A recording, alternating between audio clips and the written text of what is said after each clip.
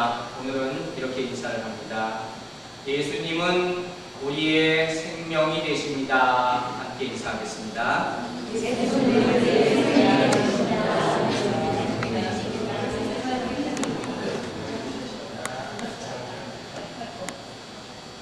오늘 우리 보니까 교회 앰프가 좀 고장이 났나봐요. 그래서 마이크를 온전히 사용할 수 없는데 여러분 그래서 또 더 집중해서 들 수 있는 그런 시간이 되기를 바랍니다. 오순절 성령 강림 직후 행해졌던 베드로의 설교 내용, 우리가 잘 보고 있는 이 베드로의 설교는 크게 세 가지 내용으로 나눌 수가 있습니다. 그 첫 번째 부분이 바로 오늘 우리가 읽은 사도행전 2장 18절에서 21절까지의 부분입니다. 더 정확하게 얘기한다면 사도행전 2장 16절에서 오늘 읽은 본문의 내용이 첫 번째 부분입니다. 그리고 그 다음 22절에서 32절까지 다윗의 시편을 이용해서 베드로 사도가 설교를 하고 나머지 부분 예수님의 승천과 성령을 보내주심에 대한 내용을 베드로가 설교를 하게 됩니다. 그 가운데 첫 번째 부분 오늘 베드로의 설교를 다시 한번 자세하게 우리가 보려고 합니다.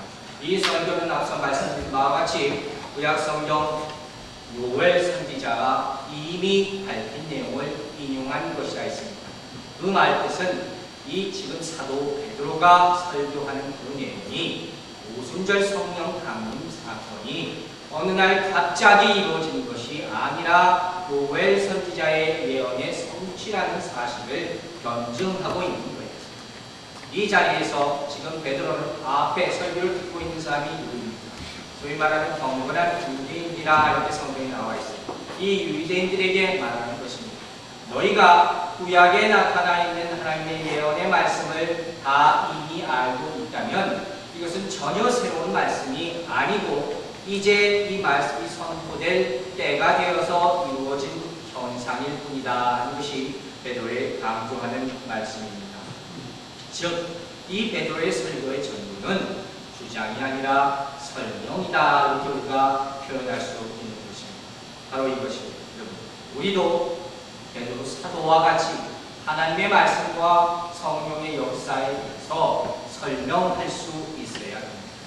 왜냐하면 요즘 시대는 점점 더 특별히 아직까지도 기독교에 대해서, 교회에 대해서, 하나님에 대해서, 예수님에 대해서, 그리고 성령님에 대해서 올바르게 알지 못하는, 아니 전혀 알지 못하는 사람들이 너무도 많기 때문에 이 시대는 그저 우리가 예수 믿으세요 하면 따라서 교회에 나올 수 있는 그런 시대가 아닙니다. 우리보다 더 많은 질문을 가지고 있는 사람들이 믿지 않는 사람들이고 또 믿으려고 하지만 뜻이 마음에 확신이 되지 않아서 망설이는 사람들로 가득 찬 시대가 바로 우리가 사는 이 시대라는 것입니다. 그래서 우리는 이 성경에 나와 있는 게 특별히 오늘 우리가 이야기하고 있는 이 성령의 역사에 대해서 베드로 사도가 한 것처럼 우리도 정확하게 알고 설명할 수 있어야 한다는 것입니다. 우리가 잘 아는 사도행전 8장을 보면 빌립이 사마리아의 전도 여행을 하는 광경이 나옵니다. 주의 성령님께서 인도하셔서 그가 아무도 없는 것 같은 광야로 향하였다 했습니다. 그런데 그 광야 허업을 따라서 누구를 만납니까? 빌립이 이디오피아 니시를 만나게 됩니다. 그 당시 이디오피아 니시가 뭘 하고 있습니까? 이사야 선지자의 글을 읽고 있었다 했어요. 이사야 선지자의 글을 읽고 있었다 하는 말은 사망에서 여행하면서도 성경책을 보고 있었다는 거예요. 그만큼 하나님의 말씀을 사모하는 마음이 이디오피아 니시에 있었어요.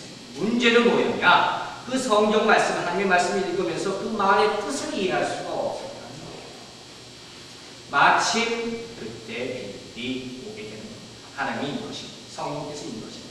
그래서 빌립은 이디오피아 니시에게 가서 읽고 있던 이사야 선지자의 내용의 뜻이 무엇인가를 설명해 주는 것입니다. 그래서 사도행전 8장 32절 보면 어떤 내용이 나오느냐? 지도하는 사람이 없으니 어찌 내가 알 수 있느냐? 이런 내용입니다. 내가 성경 알고 싶은 마음은 많아요. 하지만 여러분 성경을 읽으면서 그 내용을 다 이해할 수가 있습니까? 그 뜻을 다 알 수가 있습니까? 알 수가 없는. 그래서 저는 성경을 처음 읽을 때 이 구절을 발견하고 옳다. 이게 바로 나에게 주신 삶이구나. 이런 생각을 했습니다. 성경의 말씀이 수없이 많지만 그것을 다 깨닫지 못하지 않습니다. 그러므로 특별히 목회자를 가르치는 사람에게는 다른 사람이 이것을 먼저 배운 사람으로서 깨우쳐줄 의무가 있습니다. 이게 목회자의 가장 큰 사명 가운데 하나가 저는 이렇게 믿어왔습니다. 말씀이라는 것은 하늘에 떠있는 구름과 같은 것이라고 했습니다. 말씀은 항상 존재하는 것이고 항상 우리에게 들려졌고 선포된 것이었어요. 그러나 우리가 아는 바와 같이 어떤 사람은 말씀을 받아들이고 어떤 사람은 받아들이지 않습니다. 또 많은 사람이 말씀을 듣고 받아들였다 하더라도 그 가운데 대부분의 사람들이 그 뜻을 이해하지 못하는 것입니다. 그냥 평생 동안 똑같은 믿음의 수준에서 있다가 결국 겨우 구원만 받고 하늘나라로 가는 사람이 대부분이라고 했습니다. 그렇기 때문에 이미 우리가 먼저 믿었고 또 먼저 다른 사람들보다 더 많이 알았다면 그것을 아직 알지 못하는 사람들에게 전해야 하는 의무가 반드시 있다는 것입니다. 여러분에게 어떤 사명이 있는지 여러분 스스로가 더 잘 알 것입니다. 저에게 목회자로서의 사명이 있듯이 여러분도 각자 하나님께서 이 교회를 통해서 주신 사명이 있습니다.